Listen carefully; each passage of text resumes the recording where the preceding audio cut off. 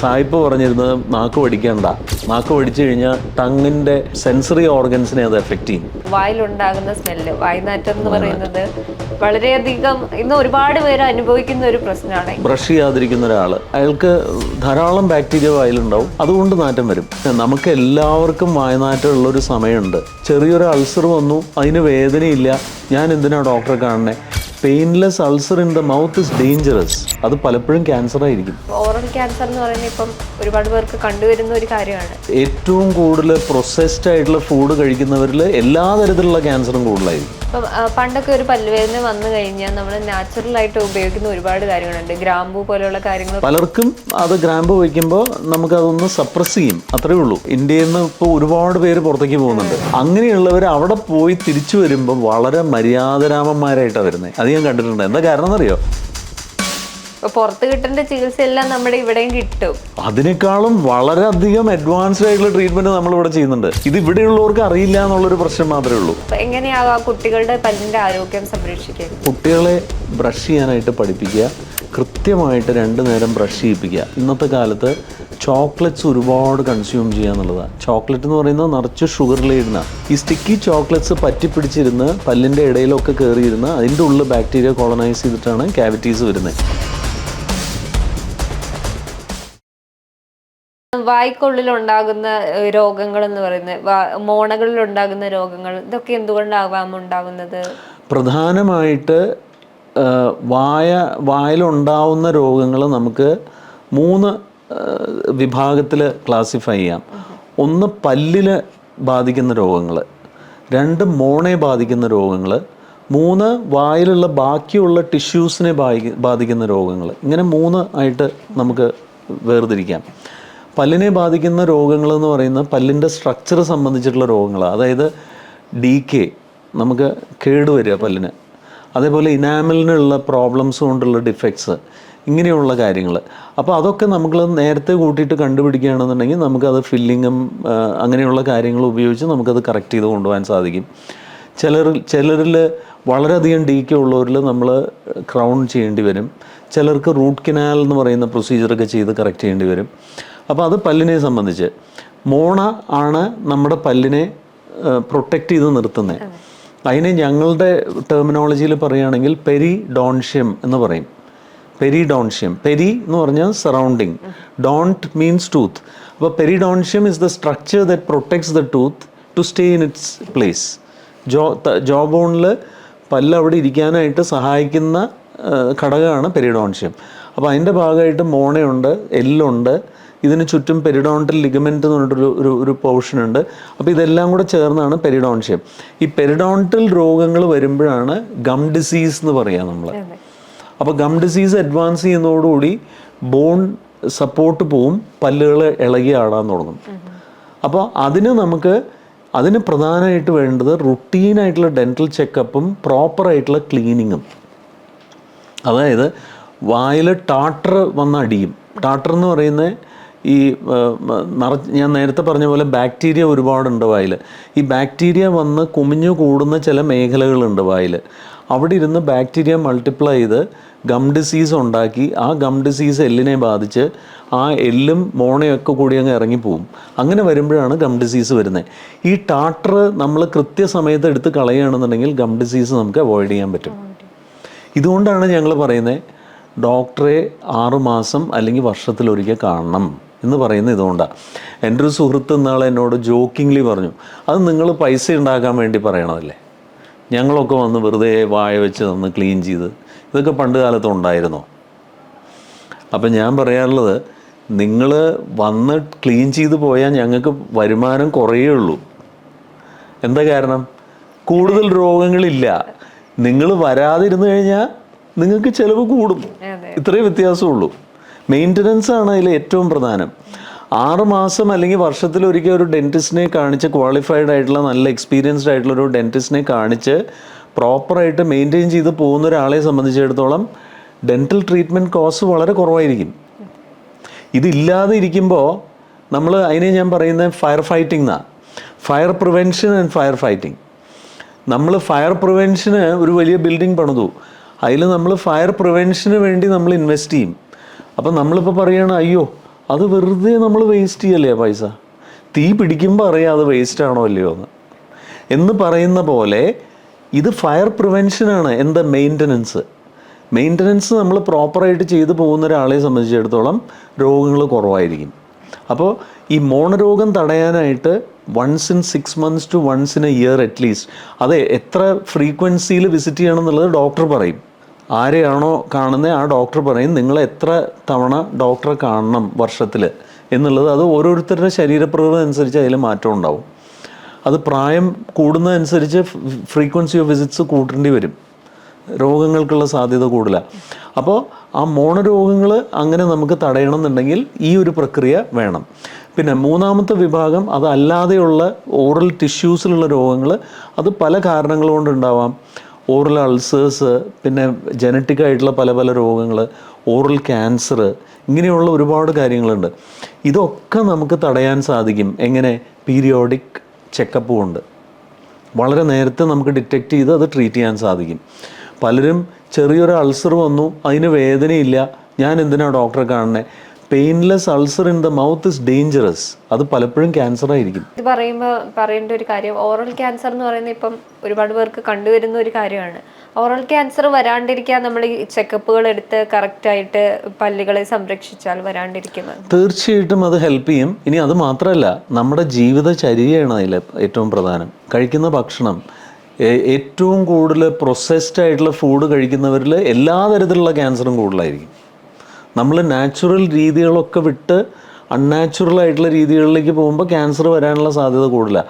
അതുപോലെ സ്മോക്കിംഗ്, പിന്നെ ഡ്രഗ്സിൻ്റെ യൂസ്, പിന്നെ മറ്റേ വേപ്പിംഗ് എന്നൊക്കെ പറഞ്ഞ് സ്മോക്കിങ്ങിൻ്റെ പുതിയ ഒരു അവതാരമാണ് വേപ്പിംഗ്. ഇതൊക്കെ അപകടമാണ്. അതേപോലെ പാൻ ചൂയിങ്, വെറ്റില മുറുക്കൽ. ട്രഡീഷണൽ വെറ്റിലയിൽ കുഴപ്പമില്ല. ഈ നമ്മുടെ ഈ ഇതിലുള്ള അഡിറ്റീവ്സ്, നമ്മൾ ഈ മറ്റേ മുറുക്കാൻ എന്നൊക്കെ പറഞ്ഞതിൽ കുറേ സാധനങ്ങളൊക്കെ ചേർത്ത് അത് പല പല കോൺകോക്ഷൻസ് ഉണ്ടാക്കി കഴിയുമ്പോൾ യു ആർ ഇൻവൈറ്റിംഗ് ട്രബിൾ. അപ്പോൾ ഇതൊക്കെ അപകടമാണ്. പിന്നെ നമ്മൾ ശ്വസിക്കുന്ന വായു, ഇതിലൊക്കെ പ്രശ്നങ്ങളുണ്ട്. കുടിക്കുന്ന വെള്ളം, കഴിക്കുന്ന ഭക്ഷണം, പെസ്റ്റിസൈഡ്സ്, ഇതിലൊക്കെ പലതിലും പെസ്റ്റിസൈഡ്സും അങ്ങനെയുള്ള പ്രശ്നങ്ങളൊക്കെ ഉണ്ട്. അപ്പോൾ അതുകൊണ്ട് ഇതൊക്കെ നമ്മൾ നോക്കേണ്ടതുണ്ട്. അപ്പോൾ ഓറൽ ക്യാൻസർ പല പല കാരണങ്ങൾ കൊണ്ട് ഉണ്ടാവാം. പക്ഷെ നമ്മൾ പീരിയോഡിക് ചെക്കപ്പിന് പോയി കഴിഞ്ഞാൽ നമുക്കിത് ഏർലി ഐഡൻറ്റിഫിക്കേഷൻ സാധിക്കും, കറക്ഷനും സാധിക്കും. മറ്റൊരു പ്രധാനപ്പെട്ട പ്രശ്നം എന്ന് വെച്ചാൽ വായിലുണ്ടാകുന്ന സ്മെല്ല്, വായ്നാറ്റം എന്ന് പറയുന്നത് വളരെയധികം ഇന്ന് ഒരുപാട് പേര് അനുഭവിക്കുന്ന ഒരു പ്രശ്നമാണ്. എന്തുകൊണ്ടാകാം ഇങ്ങനെ വായിൽ സ്മെല്ല് ഉണ്ടാകുന്നത്? അതിൻ്റെ എന്തൊക്കെ കാരണങ്ങളാകാം ഇത് മാറ്റാൻ ചെയ്യാൻ പറ്റുക? വായ്നാറ്റത്തിനുള്ള കാരണങ്ങൾ രണ്ട് കാരണങ്ങൾ കൊണ്ടാണ് വായ്നാറ്റം ഉണ്ടാവുക. ഒന്ന്, വായിൽ നിന്ന് തന്നെ ഉത്ഭവിക്കുന്ന നാറ്റം. ഉദാഹരണത്തിന് നമുക്ക് ബ്രഷ് ചെയ്യാതിരിക്കുന്ന ഒരാൾ, അയാൾക്ക് ധാരാളം ബാക്ടീരിയ വായിലുണ്ടാവും, അതുകൊണ്ട് നാറ്റം വരും. ഗം ഡിസീസ് അല്ലെങ്കിൽ ഡീക്കേ ടീത്ത് ഉള്ളപ്പോഴും അതിലൊക്കെ ബാക്ടീരിയ കുമിഞ്ഞുകൂടിയിരിക്കുന്നതുകൊണ്ട് ഈ ബാക്ടീരിയ സൾഫൈഡ് എന്ന് പറയുന്ന സൾഫൈഡ്സ് കണ്ടെയ്നിങ് ഗ്യാസസ് പ്രൊഡ്യൂസ് ചെയ്യും. ഈ ഗ്യാസാണ് നമുക്ക് വായ്നാറ്റമായിട്ട് വരുന്നത്. ഹൈഡ്രജൻ സൾഫൈഡ് ഒരു എല്ലാവർക്കും അറിയാവുന്നൊരു സംഗതിയാണ്. ഭയങ്കര നാറ്റമുള്ളൊരു ഗ്യാസാണ് അത്. ഈ സൾഫൈഡ് ഗ്യാസസിന് ഭയങ്കര നാറ്റമാണ്. ഈ സൾഫൈഡ് ഗ്യാസ് പ്രൊഡ്യൂസ് ചെയ്യുന്ന ബാക്ടീരിയ നമ്മുടെ വായിലുണ്ടാവും പലപ്പോഴും. അപ്പോൾ അത് ഈ ബാക്ടീരിയയുടെ എണ്ണം കുറയ്ക്കുക എന്നുള്ളതാണ് അതിൽ പ്രധാനം. അതിന് ബ്രഷിങ് ഹെൽപ്പ് ചെയ്യും, നാക്ക് വടിക്കുന്നത് ഹെൽപ്പ് ചെയ്യും. പണ്ട് കാലത്ത് ഞാൻ ഡെൻ്റൽ കോളേജിൽ പഠിച്ചിരുന്ന കാലത്ത് അവർ സായിപ്പ് പറഞ്ഞിരുന്നത് നാക്ക് വടിക്കേണ്ട, നാക്ക് വടിച്ചു കഴിഞ്ഞാൽ ടങ്ങിൻ്റെ മുകളിലുള്ള നമ്മുടെ സെൻസറി ഓർഗൻസിനെ അത് എഫക്റ്റ് ചെയ്യും, ടേസ്റ്റ് ബഡ്സിനെ എഫക്റ്റ് ചെയ്യും എന്നാണ് പറഞ്ഞിരുന്നത്. അങ്ങനെ ഞങ്ങൾ നാക്ക് വടിക്കലൊക്കെ നിർത്തി. ഇത് കഴിഞ്ഞ് നാവൊക്കെ കുഴകുഴാന്നായി. ഇത് കഴിഞ്ഞ് ഞാൻ പ്രാക്ടീസ് തുടങ്ങി കഴിഞ്ഞപ്പോൾ പുതിയ റിസർച്ച് പേപ്പേഴ്സ് വന്നു. ഇനിയിപ്പോൾ നാക്ക് വടിക്കാം, നാക്ക് വടിച്ചിട്ടില്ലെങ്കിൽ വായ്നാറ്റം വരും. അപ്പോഴാണ് സായിപ്പ് അത് കണ്ടുപിടിക്കണേ. അപ്പോൾ നാക്ക് വടിക്കുന്നത് നല്ലതാണ്, നമുക്ക് വായ്നാറ്റം കുറയ്ക്കാനായിട്ട് അത് ഹെൽപ്പ് ചെയ്യും. പിന്നെ അത് പ്രധാനമായിട്ടും ഈ നേസൽ അലർജീസ്, സൈനസൈറ്റിസ് അങ്ങനെയുള്ളവരിൽ ഈ മ്യൂക്കസ് പ്രൊഡക്ഷൻ കൂടുതലായിരിക്കും. ആ മ്യൂക്കസ് വന്ന് നാവിൻ്റെ മുകളിലൊരു ലെയർ ഫോം ചെയ്ത് ഈ മ്യൂക്കസ് ഇഷ്ടപ്പെടുന്ന കുറേ ബാക്ടീരിയ ഉണ്ട്. ഈ ബാക്ടീരിയ സൾഫൈഡ് ഗ്യാസസ് ഉണ്ടാക്കും. അങ്ങനെയുള്ളവരിൽ ഈ മൂക്കടപ്പ്, സൈനസൈറ്റിസ് ഒക്കെ ഉള്ളവരിലും വായ്നാറ്റം കൂടുതലായിരിക്കും. അങ്ങനെയുള്ളവർ നാക്ക് പിടിച്ചു കഴിഞ്ഞാൽ ഈ സ്മെല്ല് പോവും. പിന്നെ ഇതിന് പുറമേ ഈ വായോടനുബന്ധിച്ചിട്ടുള്ള ഏരിയാസ് ഉണ്ട്. മൂക്ക്, തൊണ്ട, നമ്മുടെ ലങ്സ്, പിന്നെ നമ്മുടെ ഗ്യാസ്ട്രോഇന്റെസ്റ്റിനൽ സിസ്റ്റം. ഈ സിസ്റ്റത്തിലൊക്കെ പ്രോബ്ലംസ് ഉള്ളവരിൽ വായനാറ്റം ഉണ്ടാവാം. അപ്പോൾ വായനാറ്റം പല പല കാരണങ്ങൾ കൊണ്ട് ഉണ്ടാവാം. അപ്പോൾ നമ്മൾ വായിലുള്ള പ്രശ്നങ്ങൾ കംപ്ലീറ്റ് റൂൾ ഔട്ട് ചെയ്ത് കഴിഞ്ഞാൽ പിന്നെ ബാക്കി സിസ്റ്റമിക് പ്രോബ്ലംസ് എന്താണെന്നുള്ള ഐഡൻറ്റിഫൈ ചെയ്ത് അത് ട്രീറ്റ് ചെയ്യണം. പിന്നെ നമുക്ക് എല്ലാവർക്കും വായനാറ്റം ഉള്ളൊരു സമയമുണ്ട്. അതായത് ഇപ്പം നമ്മൾ രാത്രി ഉറങ്ങി എണീറ്റ് വഴി നമുക്ക് എല്ലാവർക്കും ഉണ്ടാവും. എന്താ കാരണം? അത്രയും സമയം വായ സ്റ്റില്ലായിട്ടിരിക്കുക. അപ്പോൾ നമുക്ക് സലൈവ പൂൾ ചെയ്ത് അതിൽ ബാക്ടീരിയ മൾട്ടിപ്ലൈ ചെയ്യും. അത് ദാറ്റ് ഈസ് നോർമൽ. രാവിലത്തെ ബ്രഷിങ് കഴിയുമ്പോൾ അതങ്ങ് പോകും. അതുപോലെ തന്നെയാണ് കുട്ടികളിൽ ഉണ്ടാകുന്ന പല്ല് സംബന്ധിച്ചുണ്ടാകുന്ന പ്രശ്നങ്ങളൊക്കെ. കുട്ടികളെ ഹാൻഡിൽ ചെയ്യാൻ ഭയങ്കര ബുദ്ധിമുട്ടാണ്. അപ്പോൾ എങ്ങനെയാകാം കുട്ടികളുടെ പല്ലിൻ്റെ ആരോഗ്യം സംരക്ഷിക്കേണ്ടത്? കുട്ടികളുടെ പല്ലുകൾ ഏറ്റവും പ്രധാനമായിട്ട് ബ്രഷിങ് കൃത്യമായിട്ട് പല്ലുകൾ വന്നു തുടങ്ങിക്കഴിഞ്ഞാൽ ആദ്യം തന്നെ തിമ്പിൾ ബ്രഷ് എന്ന് പറഞ്ഞിട്ട് നമുക്ക് വിരലിട്ട് ചെയ്യാവുന്ന അമ്മമാർ അത് ഉപയോഗിച്ച് ക്ലീൻ ചെയ്യും. ഇത് കഴിഞ്ഞാൽ കുട്ടികളെ ബ്രഷ് ചെയ്യാനായിട്ട് പഠിപ്പിക്കുക. കൃത്യമായിട്ട് 2 നേരം ബ്രഷ് ചെയ്യിപ്പിക്കുക.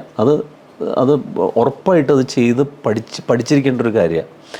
പിന്നെ കുട്ടികളിൽ വേറൊരു വലിയൊരു പ്രശ്നം ഇന്നത്തെ കാലത്ത് ചോക്ലേറ്റ്സ് ഒരുപാട് കൺസ്യൂം ചെയ്യുക എന്നുള്ളതാണ്. ചോക്ലേറ്റ് എന്ന് പറയുന്നത് നിറച്ച് ഷുഗർ ലേഡനാണ്. ഇന്നത്തെ ചോക്ലേറ്റ്, പണ്ടൊക്കെ ഞങ്ങൾ കഴിച്ചിരുന്ന ചോക്ലേറ്റൊക്കെ വളരെ വ്യത്യാസമാണ്. പണ്ട് ഞങ്ങൾ ഈ നാരങ്ങ മിഠായി എന്നൊക്കെ പറയുന്ന ഒരു സാധനമൊക്കെ, അതിൽ സ്റ്റിക്കി ഒന്നും അല്ല അത് പലപ്പോഴും. ഇന്നിപ്പോൾ എല്ലാം ഭയങ്കര സ്റ്റിക്കി ആയിട്ടുള്ള ചോക്ലേറ്റ്സാണ്. ഈ സ്റ്റിക്കി ചോക്ലേറ്റ്സ് പറ്റിപ്പിടിച്ചിരുന്ന് പല്ലിൻ്റെ ഇടയിലൊക്കെ കയറിയിരുന്ന് അതിൻ്റെ ഉള്ളിൽ ബാക്ടീരിയ കോളനൈസ് ചെയ്തിട്ടാണ് ക്യാവിറ്റീസ് വരുന്നത്. അപ്പോൾ ക്യാവിറ്റി വന്നു കഴിഞ്ഞാൽ ആദ്യമൊന്നും ഒരു വേദനയും ഉണ്ടാവില്ല. വേദന തുടങ്ങുന്നത് ഇത് പൾപ്പിൻ്റെ ഉള്ളിലേക്ക് കയറി കഴിയുമ്പോഴാണ്. അപ്പോഴത്തേക്കും ട്രീറ്റ്മെൻറ്റ് വളരെ സങ്കീർണമാവും. അപ്പോൾ ഒരുപാട് കോംപ്ലിക്കേറ്റഡ് ട്രീറ്റ്മെൻറ്റ് വേണം. അപ്പോൾ അതുകൊണ്ട് ചോക്ലേറ്റ്സ് മിനിമൈസ് ചെയ്യുക, അത് വളരെ പ്രധാനമാണ്. ചോക്ലേറ്റ് നല്ലതല്ല, പക്ഷേ കുട്ടികളിൽ ചോക്ലേറ്റ് ഡിനൈ ചെയ്യാൻ പറ്റില്ല. അവർ കഴിച്ചോട്ടെ, പക്ഷേ ബ്രഷ് ചെയ്യുക എന്നുള്ള ഒരു സ്ട്രിക്റ്റ് ആയിട്ടുള്ളൊരു റെജിമെൻ വേണം. പിന്നെ ചില കുട്ടികളിൽ ക്യാവിറ്റി വരാൻ പ്രോണായിരിക്കും. അങ്ങനെയുള്ളവരെ ഒരു നല്ലൊരു പീഡിയാട്രിക് ഡെൻറ്റിസ്റ്റിനെ കാണിച്ച് അത് പ്രോപ്പറായിട്ട് മെയിൻറ്റെയിൻ ചെയ്ത് കൊണ്ടുപോവുക. എന്താ കാരണം? പാൽപ്പല്ലുകൾ നിലനിൽക്കുന്ന ഒരു പ്രായം വരെ അത് നിലനിന്നിരിക്കണം. ഇല്ലയെന്നുണ്ടെങ്കിൽ പെർമനൻറ്റ് പല്ല് വരുന്നത് സ്ഥാനം തെറ്റും. അതുകൊണ്ട് പാൽപ്പല്ലുകൾ നിലനിൽക്കേണ്ട ഒരു പ്രായമുണ്ട്. അതുവരെ അത് നിന്നിട്ടില്ല എന്നുണ്ടെങ്കിൽ പ്രശ്നങ്ങൾ വരും. അപ്പോൾ അതുകൊണ്ട് അത് നിലനിർത്തി കൊണ്ടുപോവുക. അതിൻ്റെ ആ പ്രായമാകുമ്പോൾ അത് വീണ് പോയിട്ടില്ല എന്നുണ്ടെങ്കിൽ അവരപ്പോൾ അത് എടുത്ത് കളഞ്ഞ് അതിനുള്ള കറക്റ്റീവ് ട്രീറ്റ്മെൻറ്റ് ചെയ്യും. അങ്ങനെയാണ്. ഇപ്പോൾ പല്ലുകൾ ഇപ്പം സ്വാഭാവികമായിട്ടുണ്ടാകുന്ന പല്ലുകളെല്ലാം നിരതെറ്റി വരാറുണ്ട്. പലർക്കും അങ്ങനെ വരാറുണ്ട്. അപ്പം അത് എന്തുകൊണ്ടാവാം? നിരതെറ്റി പല്ലുകൾ വരുന്നതും അതിന് എടുക്കേണ്ട ചികിത്സകളും ഒക്കെ എന്താണ്? പലപ്പോഴും നിരതെറ്റി വരുന്നത് പാൽപ്പല്ല് നേരത്തെ വീണു പോവുക, കേടുവന്ന് നേരത്തെ എടുത്ത് കളയുക, അങ്ങനെയൊക്കെ വരുമ്പോൾ പെർമനൻറ്റ് പല്ല് വരുന്നത് സ്ഥാനം തെറ്റും. പിന്നെ ചിലർക്ക് ജന്മന പേരൻസിൻ്റെ ആ ഒരു പാറ്റേൺ ഇൻഹെറിറ്റ് ചെയ്ത് വരുന്നത് കാണാറുണ്ട്. അപ്പോൾ അങ്ങനെ വരുമ്പോൾ നമ്മൾ പറയാറുള്ളത് ഒരു 12-13 വയസ്സാകുമ്പോൾ ഡോക്ടറെ കാണിച്ചിട്ട് ഡോക്ടർ പറയുകയാണ് നിരതെറ്റി നിൽക്കുകയാണെന്നുണ്ടെങ്കിൽ അപ്പം തന്നെ ഓർത്തഡോണ്ടിക് ട്രീറ്റ്മെൻറ്റ് ചെയ്യുക. ആ വളർന്നു വരുന്ന സമയത്ത് നമ്മൾ ഓർത്തഡോണ്ടിക് ഇൻ്റർവെൻഷൻ ചെയ്താൽ നമുക്ക് വളരെ വേഗം ആ പ്രായപൂർത്തിയാവുമ്പോഴത്തേക്കും ആ ട്രീറ്റ്മെൻറ്റ് കഴിയും. അപ്പോൾ ഞാൻ പറയാറുള്ള വളർന്നു വരുന്നൊരു തെങ്ങ് നമുക്ക് വളച്ചുകൊണ്ട് പോകാൻ എളുപ്പമാണ്.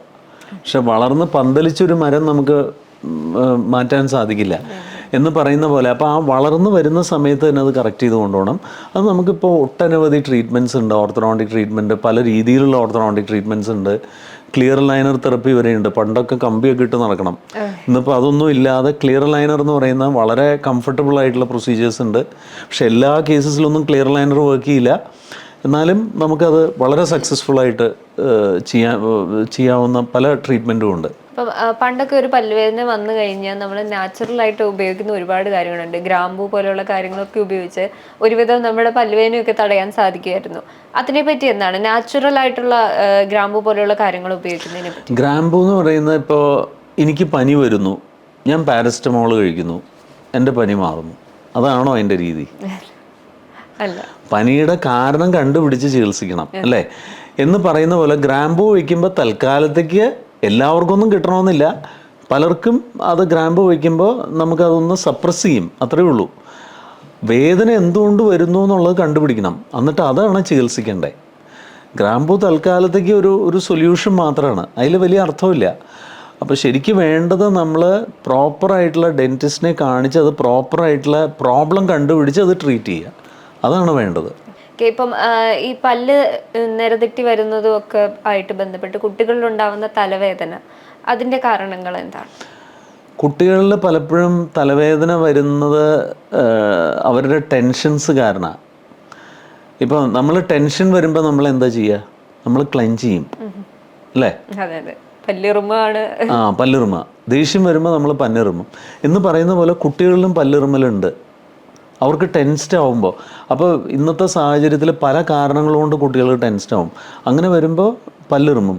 പിന്നെ അതേപോലെ പല്ലിൽ കേടുകൾ ഉണ്ടെന്നുണ്ടെങ്കിൽ automatically that will trigger headaches. അങ്ങനെ പല പല കാരണങ്ങളുണ്ട്. അപ്പോൾ നിരതെറ്റി നിൽക്കുകയാണെന്നുണ്ടെങ്കിൽ തീർച്ചയായിട്ടും അതും ആ കടി ശരിയല്ലാത്തതുകൊണ്ട് നമുക്ക് മസിലിൽ ടെൻഷൻ വരും. That will cause headaches. അപ്പോൾ അത് ശരിക്കും അതൊരു പ്രോപ്പറായിട്ടൊരു ഡെൻറ്റൽ ഇവാലുവേഷൻ ചെയ്ത് ഡെൻറ്റൽ കോസ് അല്ല എന്ന് റൂൾ ഔട്ട് ചെയ്യുന്നത് നന്നായിരിക്കും അങ്ങനെയുള്ള തലവേദനകൾ. ഡോക്ടർ ഇപ്പോൾ സ്പെഷ്യലൈസ് ചെയ്യുന്നത് ഡെന്റൽ ഇംപ്ലന്റോളജിയിലാണ്. അതിനെപ്പറ്റി എന്താണ് പറയാനുള്ളത്? ഞാൻ എൻ്റെ qualification is basically MDS in maxillofacial surgery. അത് കഴിഞ്ഞിട്ട് ഞാൻ സൂപ്പർ സ്പെഷ്യലൈസ് ചെയ്തിട്ടുള്ളതാണ് ഡെൻറ്റൽ ഇംപ്ലന്റോളജിയിൽ. ഇംപ്ലന്റോളജിയിൽ ഞാൻ സ്പെഷ്യലൈസ് ചെയ്തിട്ടുള്ളത് ഒരു കോർട്ടിക്കോ ബേസൽ ഇംപ്ലന്റോളജി എന്ന് പറയുന്നൊരു മേഖലയിലാണ്.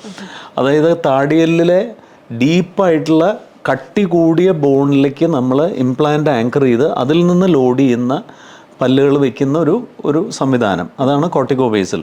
അപ്പോൾ അതിലെങ്ങനെയാണെന്ന് വെച്ചാൽ നമ്മൾ മുഴുവൻ പല്ലെടുത്താലും നമുക്ക് 3-4 ദിവസത്തിനുള്ളിൽ മുഴുവൻ പല്ലും വെക്കാം.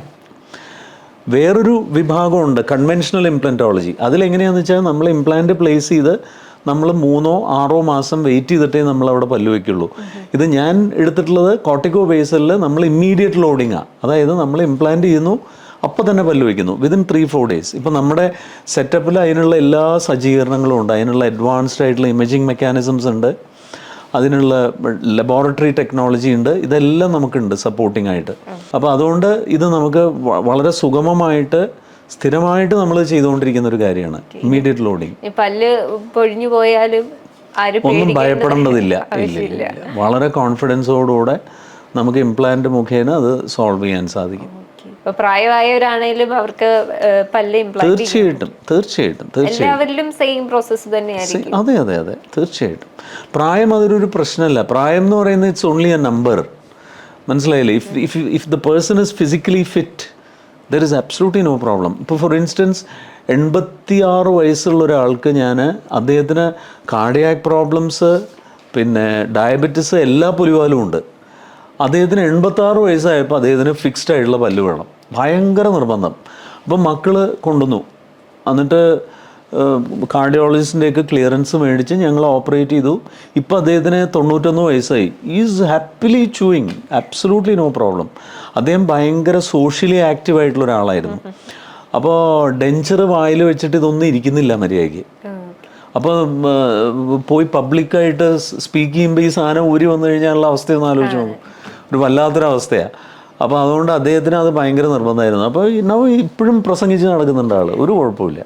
ഇനി പല്ല് പോയാലും വെപ്പുപല്ലിൻ്റെ ആവശ്യമില്ല. ഇല്ല, തീർച്ചയായിട്ടും നമുക്കത് ഫിക്സ്ഡ് ആയിട്ട് തന്നെ കൊണ്ടുപോകാൻ പറ്റും.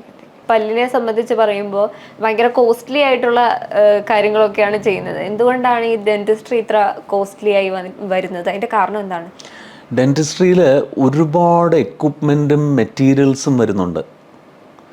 അപ്പോൾ ഒരുപാട്, ഇപ്പോൾ ഫോർ ഇൻസ്റ്റൻസ് എൻ്റെ ഒരു ചെയറിൻ്റെ കോസ്റ്റ്, ഡെൻറ്റൽ ചെയറിൻ്റെ കോസ്റ്റ്, അതിൻ്റെ ഒറ്റൊരു യൂണിറ്റിൻ്റെ കോസ്റ്റ് 22 lakhs.